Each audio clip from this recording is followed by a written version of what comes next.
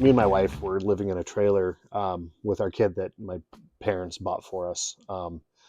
And, you know, being in our 20s, mid 20s, I think we were 27, and just being so dumb, so reckless. I had uh, a pretty good job. I ran an Ashley furniture warehouse, getting stuff delivered. And I thought that we were doing pretty okay. I thought that we were doing great. But we always had the newest DVDs. We always had the newest gaming system. We always had the newest this and that. We always ate out. We were always doing something. But the one thing we weren't doing, we weren't paying our bills. Um, the biggest one that hit me, and this is the biggest reason why I've learned to get out and change and go out and you know try something. It's taken a few years to get there, but like it's kind of the thing that made my brain go done. You know, um, so I was uh, genius kid going, hey, it's getting to be winter time. They're not going to shut off my power in the winter because who would shut off the power of a family in the negative temperatures? Um, and here's the problem: is I was right. Um, but one thing I didn't put in consideration is what happens when winter ends. Um, so sitting there getting ready for work one day, getting ready to head out, and I see somebody walking through the yard, and I'm like, what the hell's going on? So pop open the door and see this guy goes, power shuts off. He locks the box. He's like, hey, $2,500. We'll get you guys turned back on. I'm like, okay. We got paid on Friday, and it's gone. We'd already spent it. I think we maybe had like $200, $300. And we go and go, God, what are we going to do? How are we going to get through this? What are we going to do? I'm like, well, we got plenty of blankets. We can stay warm. We've got some food in the fridge that'll feed us for a couple days. And I felt shame.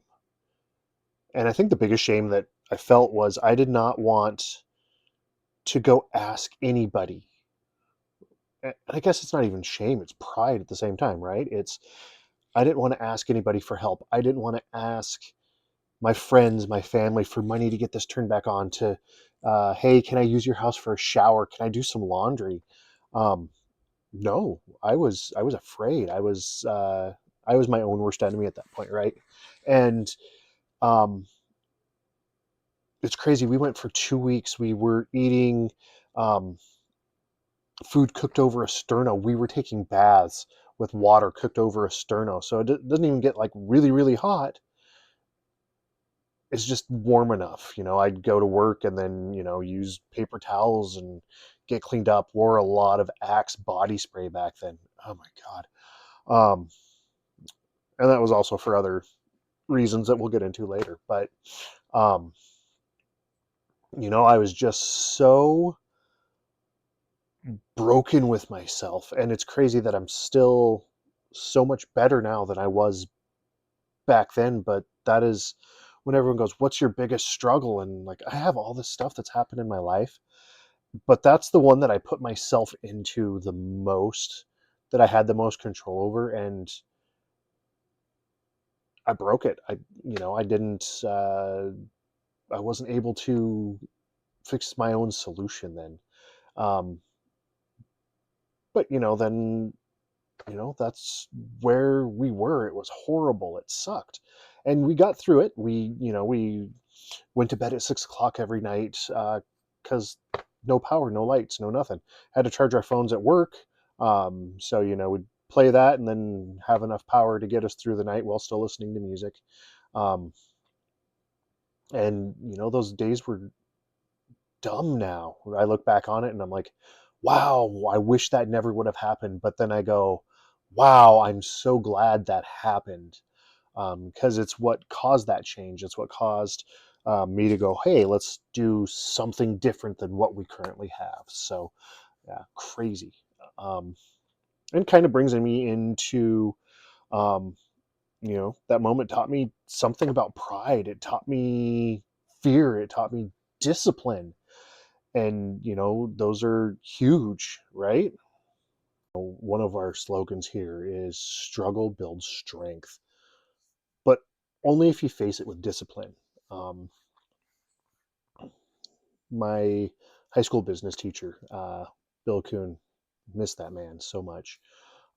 He kind of taught me one of the things that um, he knew that I was into, like Greek history and everything, and he was telling me about the Spartans and how they had what they called a solution-based mindset. And um, this really clicked for me because, it was like, hey, you know, we have an issue, we have a problem, we have something that we don't know how to fix it. What is our end result? What do we want that end result to be? How do we um, what is our ultimate solution at the end? And the third part of that is really simple: is do whatever it takes to get to that end solution that you created. um, don't get me wrong, if I even thought about this back in our 20s when we were having these issues, I would have faced the problem head on.